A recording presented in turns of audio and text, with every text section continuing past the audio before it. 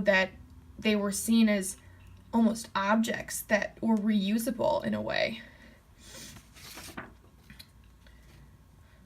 So Max Beckmann was another artist of this movement.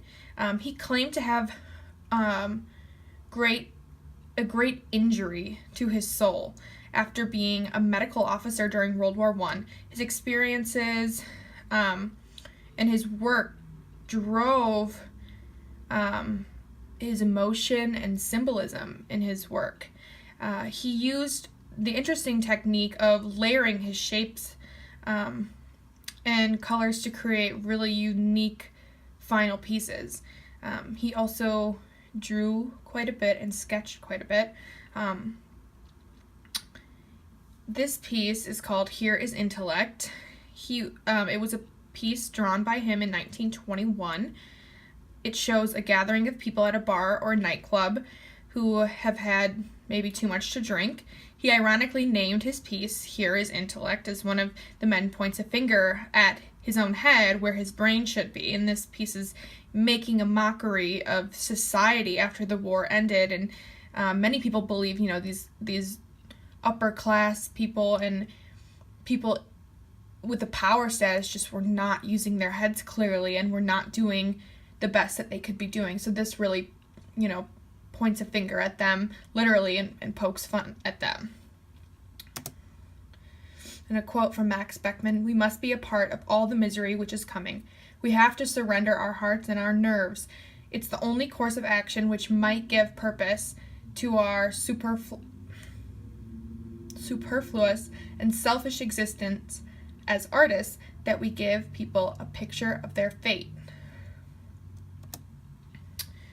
So George Grosz was another influential artist of this movement. He was a soldier in World War I, and he later focused his work on critiquing post-war social atmosphere and what that really looked like from, the eyes of a veteran and a civilian. His work, along with Beckmann's, was considered degenerate art, and he used satire to motivate his drawings and paintings and steered them towards political propaganda during the time. This drawing is called The Faith Healers.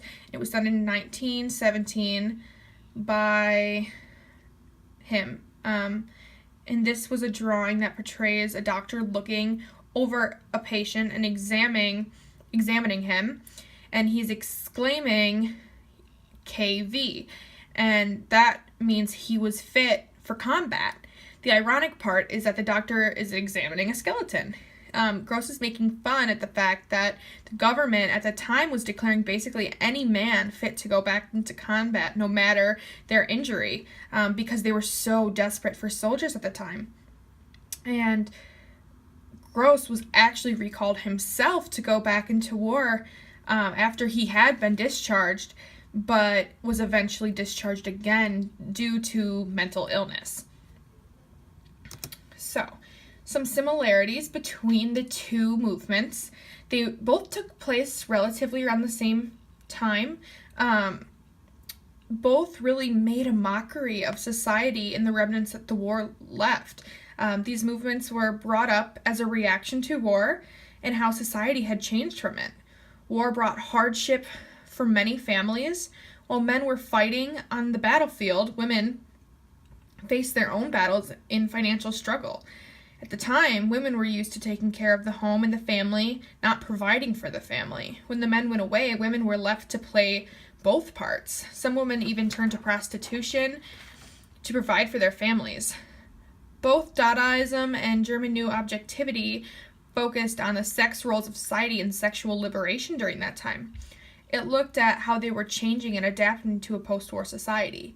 Both of these movements showcased the new technologies that were being exposed and created from the war.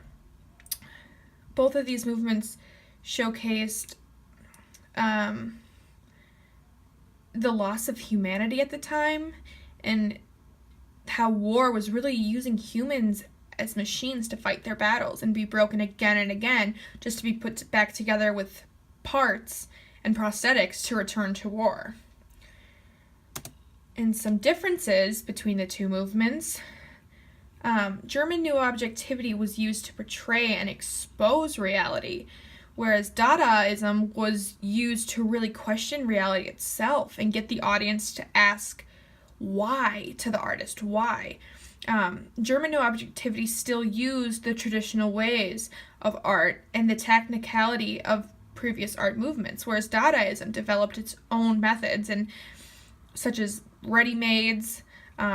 It really wanted to shy away from past movements and stand on its own. So really, in conclusion, both of these movements share some similar factors, but they were very specific in little ways. They brought new meaning to art and creativity in a time that it was so necessary. And by creating these movements, these artists gave a voice to a community that was suffering and struggling in a war-ridden time and really needed that voice to help heal.